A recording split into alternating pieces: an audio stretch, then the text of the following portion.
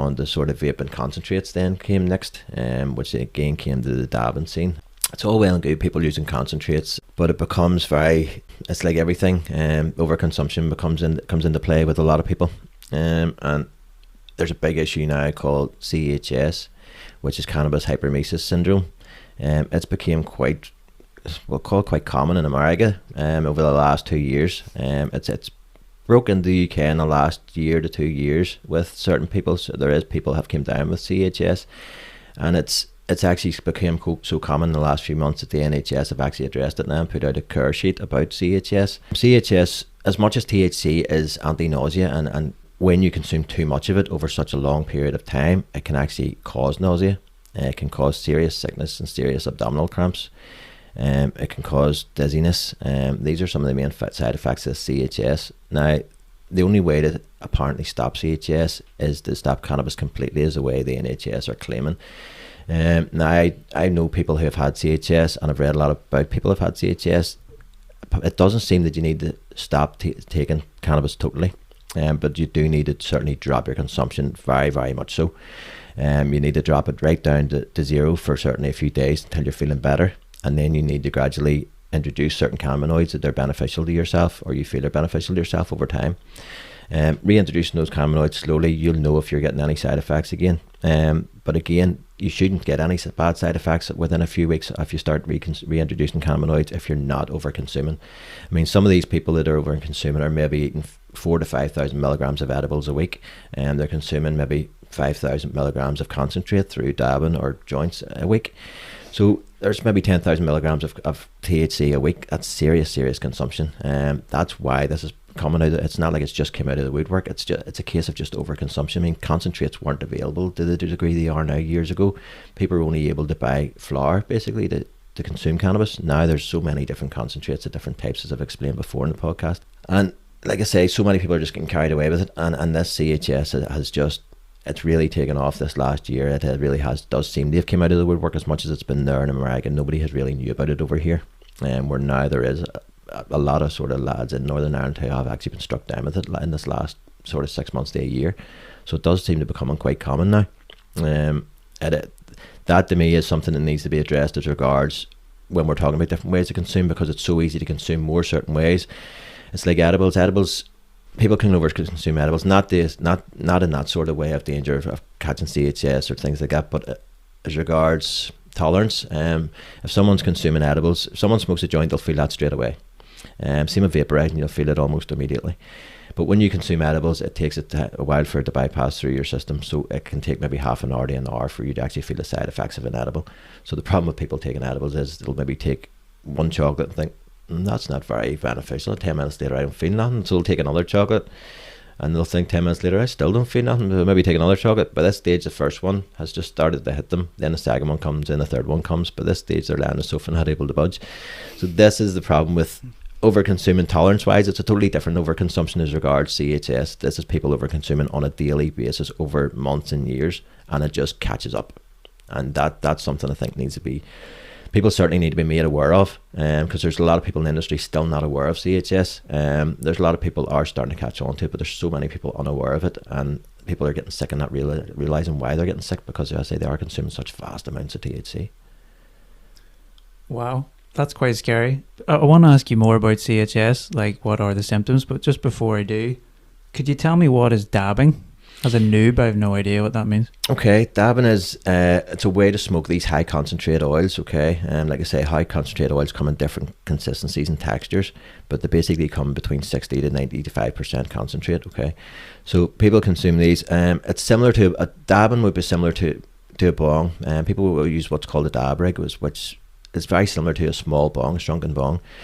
You can put these concentrate oils into this, and basically you're smoking straight away. So people are consuming like 90% THC in one shot. Just so it is quite high concentrate. It's basically, it's people that have been in the industry in the community and in the scene for so many years have been consuming flour, and then the concentrates come out. And the concentrates are very, very, the very high levels of terpenes, some of these concentrates, so they're very flavoursome. And a lot of these people sort of that have been smoking cannabis for so many years are flavour chasers. They smoke certain strains for the flavours because the flavours are so nice in these strains. When they're smoking recreationally, they'll be smoking these strains specifically because the flavour's enjoyable, and they're enjoying a bit of the high, but they're smoking certain strains because that flavour is a flavour they like to taste. So with the concentrates, the flavour's ramped up so much more. So they're enjoying that so much more. So that's why a lot of them turn to concentrates, is simply for the flavour profile of it.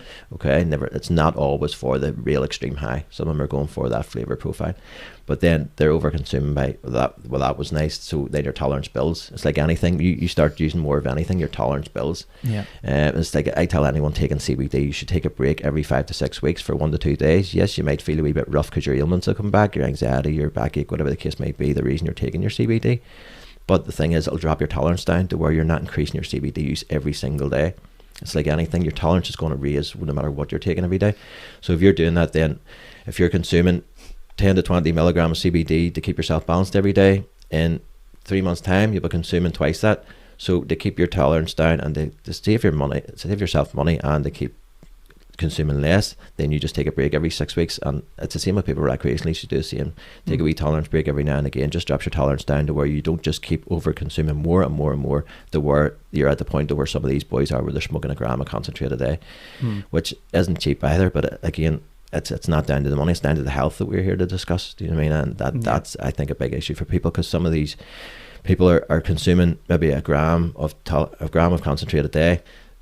That's quite serious consumption. If they're eating edibles at the weekend, they're maybe eating 3,000-4,000 milligram edibles on top of that. Again, that's serious THC consumption. Yeah. In comparison to when you go back, maybe 10 years ago, and people were only consuming hash, flour, things like that. It's off the charts now, the levels that people are consuming in comparison to what they were back then. What are the symptoms of CHS, Lee? Well, dehydration, cramps and sickness would be your main ones. The first, because cannabis and cannabinoids are sort of connected to your digestive tract and things like that, because your digestive tract open and close. What happens is people's appetite will generally be lost first. That'll be the first side effect. People notice they lose appetite and don't really want to eat. They'll get up in the morning, they'll feel a bit of nausea. They'll have that feeling of where they think they're going to be sick, but they're not. They don't get the actual nausea first. That can last. That's actually, from what I've researched, that can actually last for months. People getting up in the morning just feeling that sickness, like a morning sickness, nearly like a nausea. After that, the next stage, it seems to come in 3 stages, the claim. The next stage is the extreme sickness, to where you have serious abdominal cramps, sickness and dehydration. This is where you're just buckled over being sick and can't stop it, can't figure out why. Now at this stage, the only thing stops it is stopping to consume cannabis. And the problem with a lot of people consuming cannabis is, a lot of people realize that THC is anti-nausea. So they're getting sick, they're going, right, I'm going to consume some cannabis to help myself here, to balance myself, and they're actually making themselves worse. So what people really need to realize, that's why I'm trying to raise awareness to CHS, because people could actually be making themselves worse when they're trying to help themselves. So as much as THC is anti-nausea, when it's consumed in these amounts over such long periods of time, it does the opposite and actually makes people sick. And that's the main issue for people.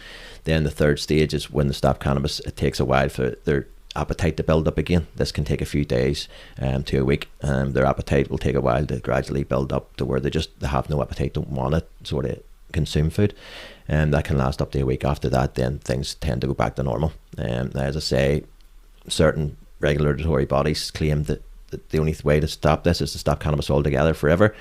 I don't believe so. I mean, to me, like I say, it's overconsumption has caused this. It's not just cannabis. You can't demonize cannabis just because people are overconsuming. It's like I said before, you can't demonize anything for people overconsuming. Anything can be abused.